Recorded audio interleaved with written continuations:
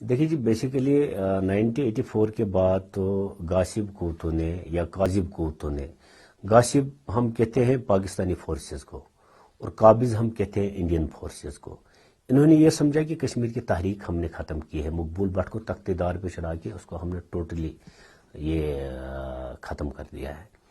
1988 میں بیسیکلی یہ شروع ہوئی ہے، جس میں آپ یہ اعزاز بھی ہماری فیملی کو ہی حاصل ہے۔ آج آپ موجودہ تحریک میں دیکھیں، بڑے بڑے چیمپئن آپ کو ملیں گے، بڑے آپ کو دعوے دیر ملیں گے، لیکن میں ان کو یہ یاد دلانا ضروری چاہوں گا کہ فادر آف ملیٹنسی بھی غلام نبی بٹ ہے۔ وہ مقبول بٹ شہید کے تیسرے نمبر پہ ہمارے بھائی تھے، حبیب اللہ بٹ شہید سے چھوٹے تھے وہ۔ تو جب 89 کی تحریک شروع ہوئی ہے، 88 میں غلام نبی شہید پاکستانی مقبوضہ کشمیر میں مقبول بٹ شہید کے ساتھیوں کے ساتھ، امان اللہ خان کے ساتھ ڈاکٹر فاروق حیدر تھا، راجہ مظفر تھا، اس کے ساتھ ود معاشر افضل تھے، یہ بھی ترہگام سے بلانگ کرتے تھے، غلام محمد وانی تھے، یہ بھی ترہگام سے بلانگ کرتے تھے، غلام حسن لون تھے، یہ کپوارہ سے ہی بلانگ کرتے تھے۔ یہ پہلا گروپ تھا جو بات چیت کرنے گیا ہے کہ اس تحریک کو مقبول بٹ شہید کے جو وارث آپ کے اس کو کس طرح آگے لے کے جائے، چونکہ ایک مقبول بٹ شہید خالی ایک ہی تھاٹ پہ کام نہیں کرتا تھا کہ خالی پولیٹیکلی یا ڈپلومیٹک اسی پہ ہم کام کر لیں، تو وہ تو عسکری فیلڈ کے تو ماہر ہو رہے ہیں، کیونکہ ہندوستان کو ٹیبل پہ لانے کے لیے، عالمی دنیا کی توجہ حاصل کرنے کے لیے ملٹنسی ضروری تھی کشمیر کے اندر۔ تو یہ کریڈٹ بھی اگر آپ دیکھ لیں تو یہ ہماری فیملی کو جاتا ہے، جو پہلے نکلے ہیں اس کے لیے، جس نے بات چیت کی ہے۔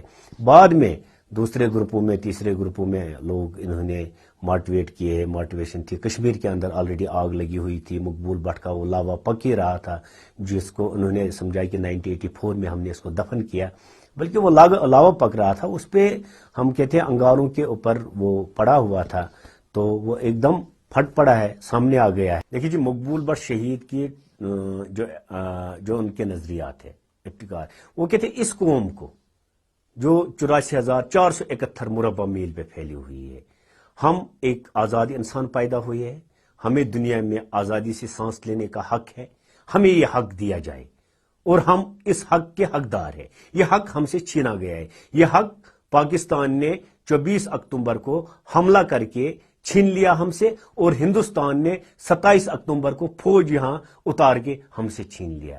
ہم ان کو کہتے ہیں آپ 24 اکتوبر کی پوزیشن پہ واپس چلے جائیں اور آپ 27 کی پوزیشن پہ واپس چلے جائیں۔ ہاں، یہ رائٹ دے، ہم تھرڈ آپشن کی، ہم تھرڈ کو، یہ پہلا آپشن ہے، انڈیپینڈنٹ کشمیر پہلا آپشن ہے۔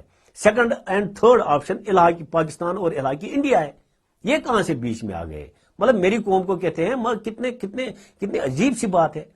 4 بھائی میرے شہید ہوئے، عصمت میری گھر میں لوٹی گئی، مجھے کہتے ہیں نہیں جی آپ پھر بھی کہو، یا تو آپ نے پاکستان کے ساتھ جانا ہے یا آپ نے انڈیا کے ساتھ جانا ہے۔ واٹ از دس؟ یہ کیا ہے؟ کیوں؟ وائی؟ میں اپنے گھر پہ کیوں دوسرا حکمران مسلح کروں؟ آج انڈیا مسلح ہے، کل پاکستان کو مسلح کر لوں گا۔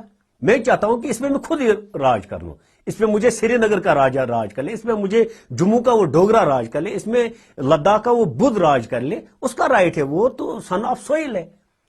یہ کدھر سے میرا سن آف سوئل آ گیا؟ دہلی سے اٹھ کے چراغ بیگ آتا ہے یا اسلام آباد سے چراغ بیگ آ کے اٹھ کے آئے گا، کہے گا کہ آؤ جی، نہیں مجھے یہ آپشن تو دے رہے، کہتے ہیں نہیں انڈیپینڈنٹ کشمیر کا آپ بات نہ کرو۔ میں یہ کتنے ظلم کی بات ہے۔ میں کہتا ہوں عقل یہاں دنگ رہتی ہے کہ عقل سوچنے پہ مجبور ہو جاتی ہے کہ ہم کس قوم میں پھنسے، اور مطلب افسوس کی بات ہو رہی ہے، لیس دین جموں کشمیر لبریشن فرنٹ، یہ اور کوئی پارٹی یہ بات نہیں کر رہے ہے۔ مطلب میں نے دیکھ لیا ہے، تحریک آزادی کے نام پہ لوگوں کے بچوں نے ڈاکٹریاں کی ہے۔ جب یہ مقبول بٹ شہید کے نظریات پہ چھیڑیں گے، جو بھی لیڈر چھیڑے گا، جس طرح گیلانی صاحب نے چھیڑا ہے، ان کے پول ہم کھول کے رکھ لیں گے، کیونکہ ہم اسمبلی میں نہیں گئے، کیونکہ ہم نے سودا نہیں کیا، ہم نے شہیدوں کو بیچا نہیں ہے۔ یہ میری ہسٹری ہے، آپ میرے گھر میں بیٹھے ہوئے ہیں، آپ مقبول بٹ شہید کے اس گھر میں بیٹھے ہیں کہ جبکہ ہندوستان کے جب تخت دار کے اوپر لے گئے مقبول بٹ شہید کو، کہ بتایا کہ بھائی آپ خالی چھوڑ دو اس کو۔ اور ایڈوانی کی بات ہے، اس نے پارلیمنٹ کے اندر کہا، جو مقبول بٹ شہید نے کتاب لکھی ہے جیل، تہاڑ جیل کے اندر، اس نے کہا ایک چیز نکالو اس سے، آزادی کا لفظ نکالو اس کتاب سے جو مقبول بٹ نے لکھی ہے، باقی یہ آئین ہے انڈیا کا۔ اس میں اقتصادیات کیا اس نے کشمیر کو دیے، معاشیات کیا دیے، وہ تو ہندوستان نے ہمیں دی ہوئی نہیں ہے۔ آزادی کس چیز کی ہونی چاہیے وہ تو ہمیں ہندوستان نے دی ہی نہیں ہے. اور یہ کل تک جو لڑنے والے لوگ تھے, جو اسمبلی میں جانے والے لوگ ہیں, آج کہہ رہے مقبول بٹ سیکولر تھا. کیا آپ کو مذہب ہمارا بیسیکلی تو اسلام سیکولر ہے. اسلام ہمیں دعوت دیتا ہے کہ وہ کہہ رہا ہے کہ آپ کا ہمسایہ چاہے وہ کسی مذہب سے بھی تعلق رکھتا ہو, یہ رسول اللہ صلی اللہ علیہ وسلم کا فرمان ہے کہ اگر وہ عتاب میں ہو, اگر وہ عذاب میں ہو, تو آپ کی کوئی عبادت قبول نہیں کی جائے گی. یہ تو ہمارے اپنے لوگوں کے لیے کہا گیا ہے, یہ تو ہمارے اپنے, یہ تو ہمارے جس کو ہم ماننے والے ہیں. اگر اس میں سے رسول اللہ صلی اللہ علیہ وسلم کو نکالے اپنی لائف سے, اگر اسلام کو نکالتے ہم اپنی لائف سے, تو پھر ہماری لائف تو کچھ بھی نہیں ہے. مقبول بٹ شہید کے خطوط اٹھا کے پڑھ لے, وہ کوٹ قرآن کو کرتا ہے کہ قرآن کیا درس دیتا ہے. ان کو تو ان کا قرآن تو ان کو درس دیتا ہے. گیلانی صاحب کو یہ تو کیچڑ اچھالے اس نے مقبول بٹ شہید میں, لیکن وہ کہتے ہیں نا کہ کسی نے کیا خوب کہا ہے کہ جب اوپر آسمان پہ تھوکے پھینکو تو وہ خود اپنے منہ پہ آ کے گر جاتے. میں گیلانی صاحب کو آپ کی وسعت سے ایک سوال کرنا چاہتا ہوں کہ یہاں شیخ عبداللہ کی برسی پہ کروڑوں روپیہ خرچ ہوتا ہے, یہاں کل آپ کی برسی پہ اربوں روپیہ خرچ کر لے گا پاکستان کہ اگر جب آپ مریں گے. یہاں سردار ابراہیم کے ڈیتھ اینیورسری پہ کروڑ روپیہ انویسٹ ہوتا ہے. مقبول بٹ شہید کا کوئی اتنا سرمایہ ہی نہیں ہے. میں ہوں, مجھے کوئی سرمایہ نہیں. ہماری وہی لائف ہے, ہماری وہی زندگی ہے جو وہ چھوڑ کے گیا. آپ دیکھ لیں, میں گیلانی کو چیلنج کرتا ہوں ان سارے لیڈروں کو, آئیے احتساب کے لیے کھڑے ہو جائے سری نگر کے لال چوک میں. ہم بھی ایسیڈز دکھائیں گے کہ 89 میں ہمارا کیا تھا, جو بڑھ گیا وہ شہیدوں میں تقسیم کر لے. آپ بھی ایسیڈز دکھا لیں. آئے پھر دیکھتے ہیں مقبول بٹ پہ کون بات کرتا ہے. یہ مقبول بٹ کا کریکٹر یہ نہیں ہے, ہم نے اس کریکٹر کو زندہ رکھا ہے اور اسی شان سے زندہ رکھا ہے. ہم نے اس میں اضافہ نہیں کیا, کیونکہ میرے اگر 4000 آمدن ہے, میری بیوی پاکستانی ہے, میں ایک اچھی لائف گزارتا تھا پاکستانی مقبوضہ کشمیر, جس کا میں نے آپ کے سامنے ذکر کیا, اور یہاں میری وائف درجی کا کام کرتی ہے لائف گزارنے کے لیے. تو میں ان کو دعوت دیتا, آؤ مقبول بٹ پہ انگلی اٹھانے سے پہلے پہلے اپنے گریبان میں جھانکو. آپ کدھر کھڑے ہو؟ آپ نے تو عسکریت کو چیلنج کیا تھا. آپ اذاں ہمارے پاس موجود ہے 1989 کے, جو اخبار خود جماعت اسلامی میں نکالا کرتی تھی. ابھی انہوں نے بند کیا ہے, انہوں نے ہندوستان کو دعوت دیا, اب یہ دہشت گرد ہے, آپ ہمیں اسلحہ دو, ہم لڑیں گے.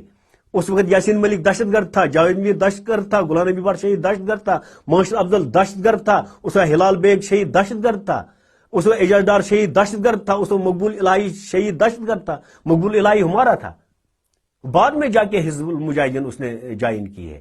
اشرف ڈار ہمارا تھا, بعد میں جا کے انہوں نے, وہ دہشت گرد تھے. آج کدھر یہ جہاد بن گیا, آج کدھر قرآن کی تعویلوں کے ساتھ. ہم اس وقت بھی قرآن کی تعویلوں کے ساتھ اس کو جوڑتے تھے اور آج بھی جوڑتے ہیں. کیوں؟ ہم دو پالیسیاں نہیں چلاتے ہیں, ہم ڈبل پالیسی چلانے والے لوگ نہیں ہیں. ان کو میں دعوت دیتا ہوں, آؤ احتساب کے لیے سری نگر کے لال چوک میں کھڑے ہو جائے اور دیکھتے ہیں کون کس نے ماں کا دودھ پیا ہوگا, کون ڈبے کے دودھ پہ پلا ہوگا. ہم دیکھنا چاہتے ہیں یہ لوگ کیا کریں گے, یہ لوگ کس طرح سامنا کر لیں گے اس عوام کا, جنہوں نے ان کا ایک تو قتل عام کراتے ہیں, پھر کہتے ہیں لوگوں نے تحریک پھیل کی. آپ کے پاس کوئی تحریک ہی نہیں ہے. 120 لڑکے, ان کے 120 لوگوں کے گھروں کے لوگ ان کا گریبان پکڑیں گے. یہ شاید ابھی سوچ رہے ہیں کہ ان کے پاس ملٹنسی ہے, ملٹنسی کی تھرٹ ہے ان کے پاس. ملٹنسی کی تھرٹ نہیں چلتی ہے. ملٹنسی اگر شروع کی تو جے کے لیف نے کی ہے. ملٹنسی اگر دوبارہ شروع کر سکتے تو جے کے لیف کر سکتی ہے.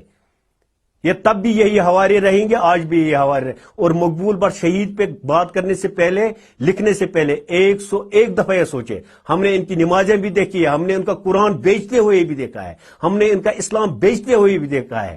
یہ تو سیدھا بیچتے ہیں, گھر میں اسلام ہے نہیں, محلے میں ہے نہیں, بیوی اس پہ اپلائی, بیوی پہ اپلائی ہے نہیں, بیٹی پہ اپلائی ہے نہیں. چلو جی کدھر جائیں گے, پاکستان سے ملیں گے, ادھر اسلام ہوگا. اور یہاں کہا رہے آپ کے خانوں کو کیوں نہیں آئے؟ 1,00,001 دفعہ پہلے یہ سوچے جب یہ مقبول بٹ پہ بات کر لیں گے. اور ہم نے آج تک ان کا پردہ رکھا تھا, آج کے بعد ہم ان کے پول کھولیں گے. انہوں نے تحریک میں کیا کیا کھلواڑ کیے ہیں.